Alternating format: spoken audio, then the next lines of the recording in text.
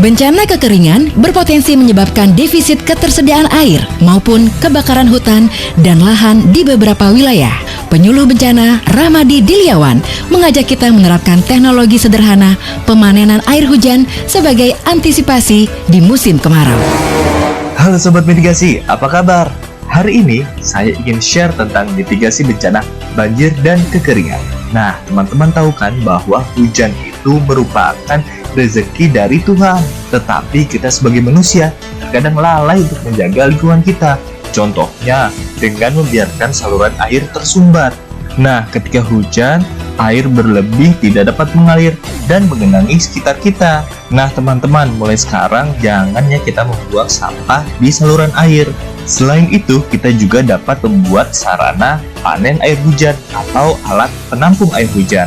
Nah, ketika musim hujan, air berlebih akan tertampung dan dapat digunakan pada musim kemarau ketika kita kekurangan air.